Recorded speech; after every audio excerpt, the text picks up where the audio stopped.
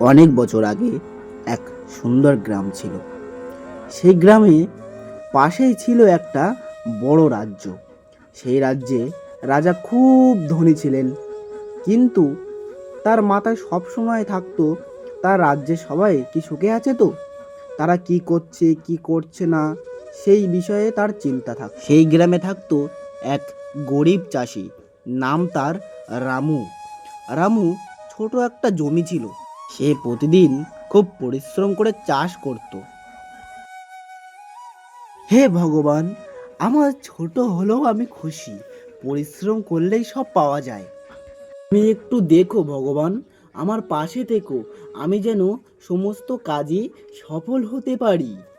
একদিন রাজা ঠিক করলেন তিনি সাধারণ মানুষের জীবন নিজের চোখে দেখবেন। তাই তিনি সাধারণ পোশাক পরে গ্রামে বেরিয়ে পড়লেন।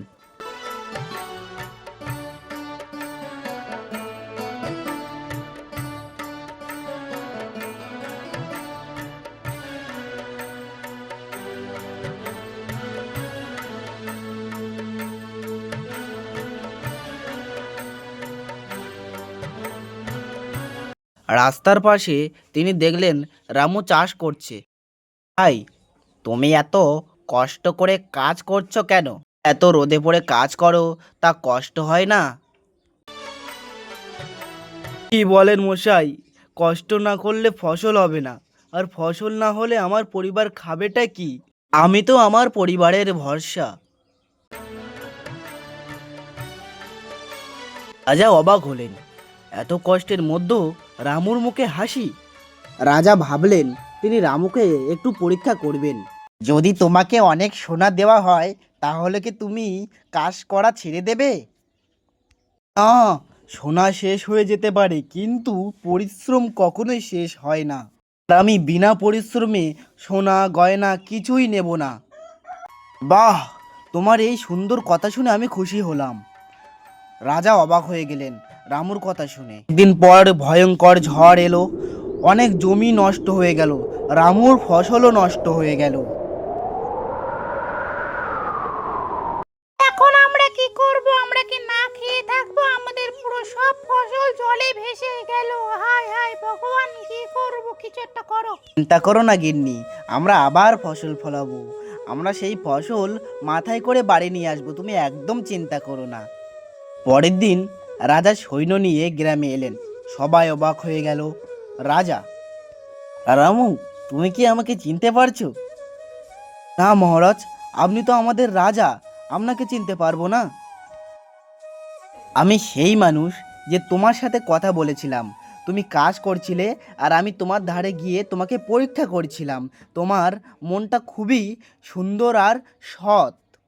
তুমি সত্যিই একজন সৎ মানুষ। তোমার জন্য আমি নতুন জমি আর বীজ দিচ্ছি। রামু খুব অবাক হয়ে গেলেন। রামু: মহারাজ, আমি শুধু আমার পরিশ্রম করতে চাই, আর কিচ্ছু চাই না। রামু নতুন জমিতে চাষ শুরু করলো। তার ফসল খুব ভালো হলো। চারিদিকে শুধু সবুজ আর সবুজ। রামু খুব খুশি।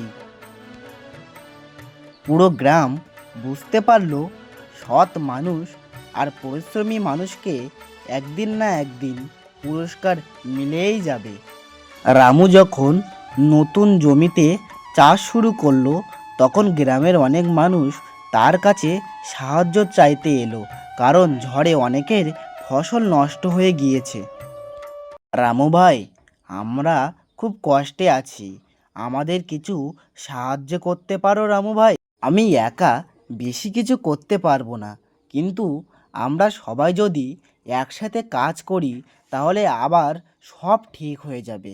রামুর কথা শুনে গ্রামের সবাই কাজে মাঠে লেগে পড়লো, কাজ শুরু করলো।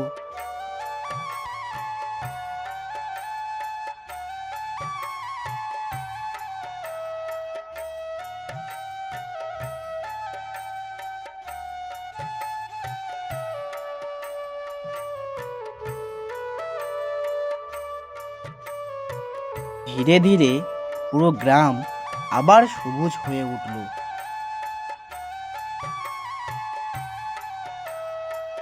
রামু ভাই, তোমার জন্য আমরা আবার আশা ফিরে পেলাম। কি বলো? এটা আমার জন্য নয়, আমরা সবাই একসাথে কাজ করেছি বলেই সম্ভব হয়ে। রাজা আবার গ্রামে এলেন এবং দেখলেন পুরো গ্রাম শোকে আছে। আজ আমি বুঝলাম একজন ভালো মানুষ পুরো গ্রামকে বদলে দিতে পারে।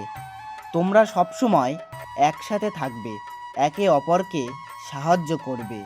গ্রামের সবাই খুব খুশি হলো। তাই বন্ধুরা, একজন সৎ ও পরিশ্রমী মানুষ শুধু নিজের জীবন নয়, অন্যদের জীবনও সুন্দর করে তুলতে পারে।